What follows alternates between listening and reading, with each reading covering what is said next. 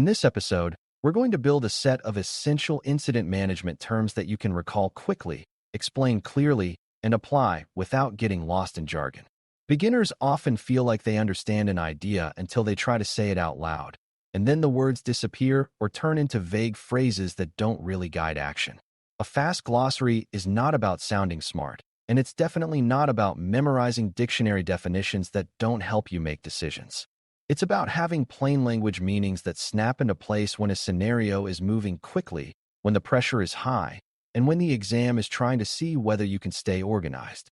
When these terms become familiar, they create a shared mental language for response, so you can focus on judgment, priorities, and next steps rather than decoding vocabulary. Think of this as building sturdy verbal handles you can grab when a question is trying to pull you into confusion. One of the most important foundational terms is incident, because everything else builds on what you believe an incident is. An incident is not just any alert, and it is not automatically proof that someone is attacking you. It is an event or situation that may threaten confidentiality, integrity, or availability in a way that requires organized response. That plain idea matters because many people overreact to noisy signals and underreact to slow, subtle harms, and the difference often starts with sloppy definitions. Another essential term is event, which is simply something that happened, like a login, a file change, a process starting, or a network connection. Events are raw facts, while incidents are judgments about impact and risk, and that distinction is the first step toward calm leadership.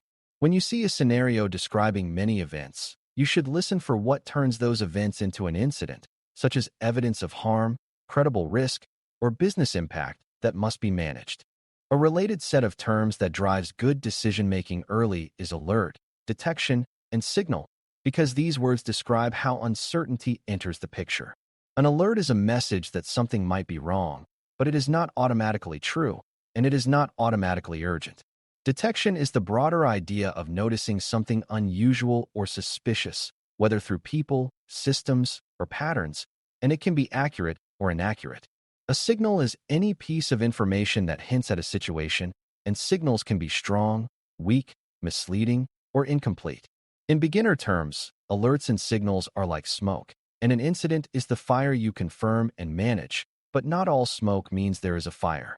The exam often tests whether you treat alerts as leads to validate rather than as conclusions to announce, because premature certainty creates wasted effort and bad communication. Once something might be an incident, triage becomes a high-yield term because it describes sorting under pressure. Triage is the process of quickly deciding what needs attention first, what can wait, and what information is missing, without trying to solve everything immediately. In incidents, triage often involves assessing potential impact, likelihood, scope, and the credibility of the evidence you have so far. Scope is another essential term, and it means how far the problem reaches, such as which systems, accounts, users, locations, or data might be affected. Beginners sometimes confuse scope with cause, but you can scope an incident before you fully know why it happened, because scoping is about boundaries and exposure. If you cannot state the current scope in plain language, you probably cannot prioritize actions correctly, and that is exactly why scope shows up repeatedly in incident leadership thinking. Classification is the term that turns confusion into a labeled situation, and it matters because labels drive playbooks, communication, and urgency.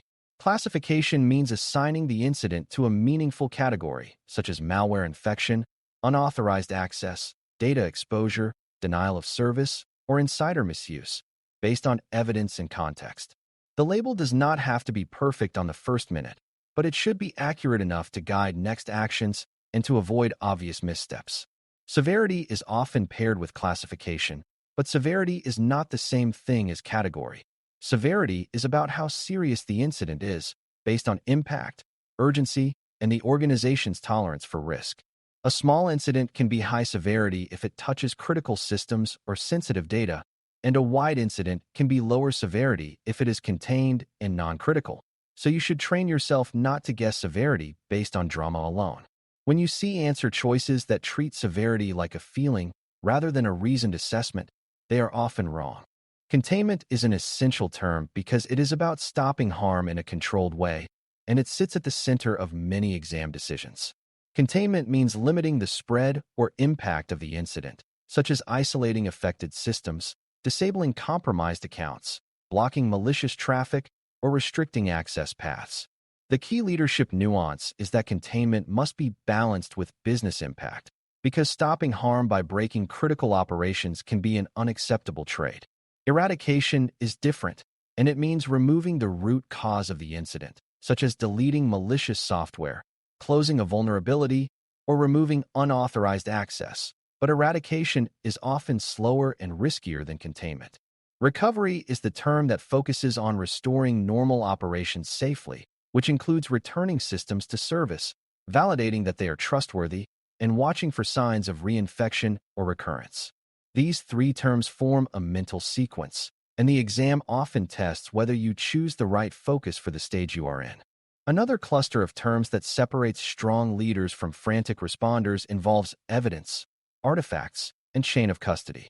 Evidence is any information that helps you understand what happened, prove what happened, or support decisions and accountability, and it can include logs, system images, alerts, messages, tickets, and user reports.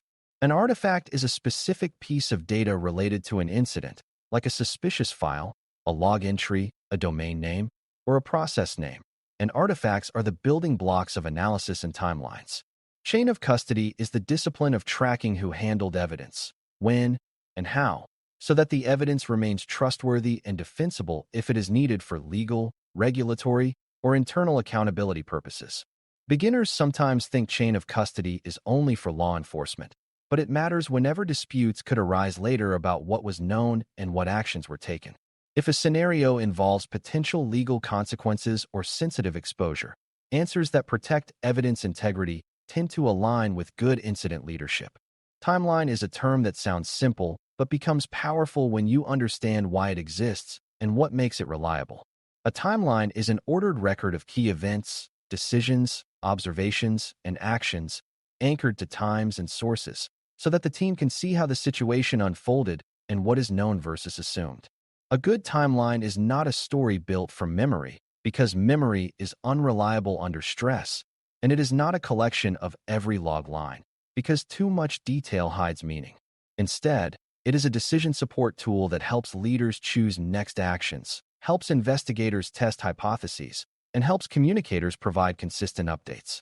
Situational awareness is closely connected, and it means the shared, current understanding of what is happening, what is confirmed, what is still unknown, and what the team is doing about it. When situational awareness is strong, communication becomes accurate and calm, and when it is weak, rumors and contradictions spread quickly. Incident tracking is another essential concept because leadership is often the art of making sure work actually happens, not just deciding what should happen. Tracking means recording tasks, owners, deadlines, status, and dependencies so that nothing disappears, especially when many people are involved. Ownership is the simple term for who is responsible for doing a task, and it matters because incidents punish ambiguity more than almost any other situation. Escalation is the term for moving an issue to a person or group with more authority, expertise, or decision power, and good escalation is timely, specific, and justified by clear triggers.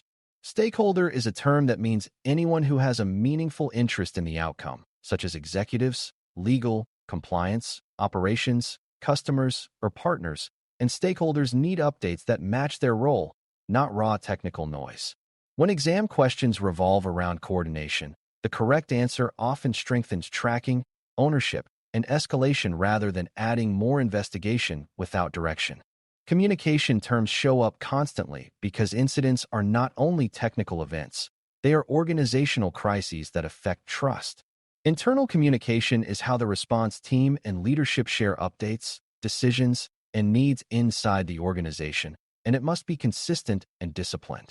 External communication includes messaging to customers, partners, regulators, or the public, and it carries higher risk because mistakes can cause legal exposure, reputational harm, and confusion.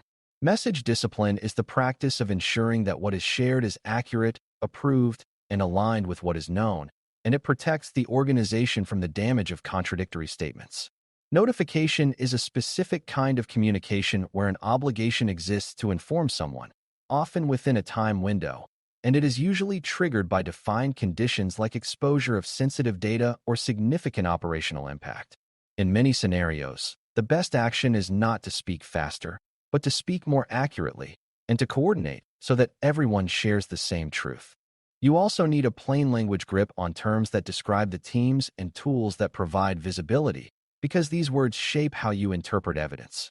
Security Operations Center, SOC, is a function that monitors and responds to security signals, often serving as the first line for detection and triage. Computer Security Incident Response Team, CSIRT, is a group focused on coordinated incident response, which can include investigation, containment planning, and cross-team coordination. Security Information and Event Management, SIEM, refers to centralized collection and correlation of security events, which can help build timelines and spot patterns, but it is not automatically perfect or complete. Indicator of Compromise, IOC, is a clue that suggests possible compromise, like a suspicious hash, domain, IP address, or behavior pattern, and the keyword is suggests because IOC are leads that need validation. Tactics, Techniques, and Procedures, TTP, describes patterns of attacker behavior, and knowing TTP helps you classify incidents and anticipate what an attacker might try next. When you understand these terms in plain language, you stop treating them like trivia and start using them as signals about where information is coming from and how much confidence to place in it. Data sensitivity terms are essential because they change the stakes and influence who must be involved in decisions. Personally identifiable information, PII, means information that can identify a specific person, and its exposure often triggers legal, regulatory, and reputational consequences. Protected health information, PHI, is health-related information connected to an individual, and it usually carries even stricter expectations around access, disclosure, and notification in many environments. Data exposure is the term for sensitive data being accessible to unauthorized people, and it does not always require proof that someone downloaded it, because exposure can be enough to trigger obligations. Exfiltration is the term for data being moved out of the organization, often by an attacker, and it is typically a higher confidence claim that requires supporting evidence. Least privilege is a core access idea that means giving accounts only the access they need to do their jobs, because reducing access reduces the blast radius when something goes wrong. In exam scenarios involving data, the correct answers often include careful validation, early involvement of the right stakeholders, and disciplined communication rather than overconfident assumptions. Operational resilience terms are also high yield because incident leadership is always balancing security actions with keeping the organization running. Backup is a copy of data or systems used for restoration, and the leadership point is that backups are only useful if they are recoverable, trustworthy, and aligned with recovery needs.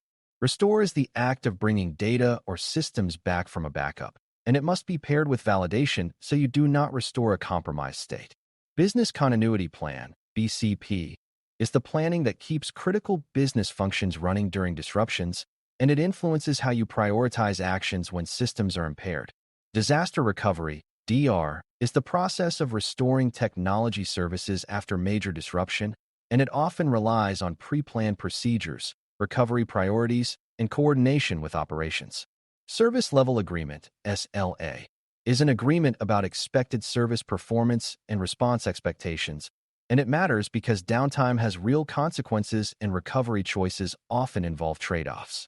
When you understand these terms plainly, you can interpret scenarios as a balancing act between control and continuity, which is exactly the mindset incident leadership requires. Finally, a fast glossary needs a simple organizing idea so the terms don't float around in your head as separate facts. One organizing idea is to treat incident management as a cycle where you prepare, detect, classify, contain, eradicate, recover, and improve, with tracking and communication running through every stage. Another organizing idea is to remember that every term should help you answer one of four questions. What is happening? What is the risk? Who owns the next action? And what must be communicated? If a term helps you answer one of those questions quickly, it is a useful term for recall, and it will likely help you on the exam. If a term is just a fancy label that does not guide action or judgment, it may not be worth your attention at a beginner level. The exam tends to reward answers that show you can use the language of incidents to create clarity, protect evidence, and move the response forward with discipline. When these definitions become natural to you, you will notice that scenarios feel less chaotic because you can name what you see and choose actions that match the moment. Thanks for listening. For more audio courses, daily newsletters, and more, please visit baremetalcyber.com.